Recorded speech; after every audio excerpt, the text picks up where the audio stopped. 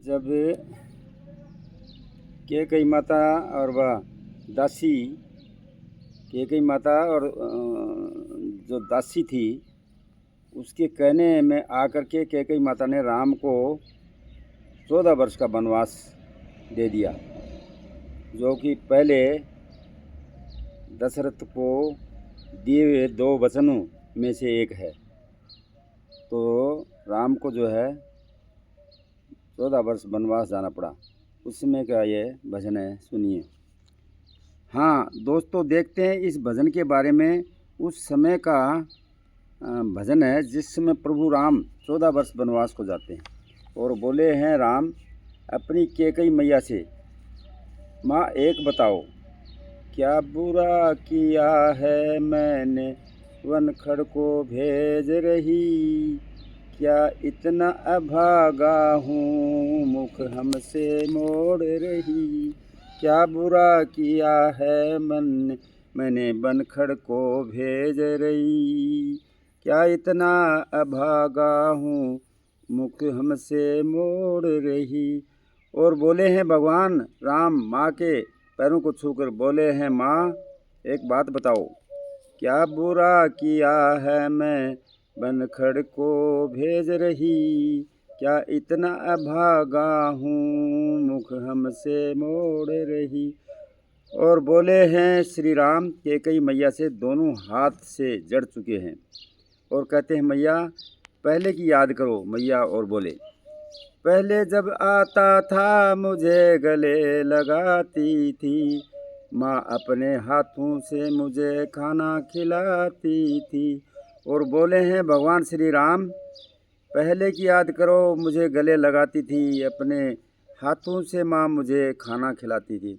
और बोले भगवान श्री राम अपने इस बेटा से क्यों नज़र मोड़ रही, अपने इस बेटा से क्यों नज़र मोड़ रही, क्या इतना अभागा हूँ मुख हमसे मोड़ रही, क्या बुरा किया मैंने वनखड़ को भेज रही, मुख हमसे मोड़ रही। और बोले श्री राम पहले की याद करो माँ, लेकिन एक बात का ध्यान रखना। और बोले हैं कैकेयी मैया से और दोनों हाथ जोड़े हैं भगवान श्री राम। क्या बोले मैया से, एक विनती करता हूँ माँ को समझा लेना, रोवे कौशल्या माँ उसे धीरे बंधा लेना। कैसे बोले।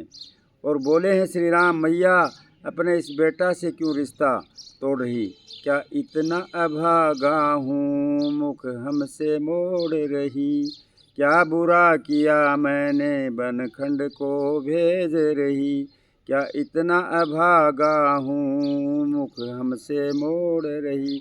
और बोले हैं भगवान श्री राम और मैया से कहते हैं कि माँ से कहते हैं भगवान श्री राम जो दी आज तुमने मैं बन को जाऊंगा, जो दी आज्ञा तुमने मैं बन को जाऊंगा, 14 वर्षों के बाद मैं वापस आऊँगा।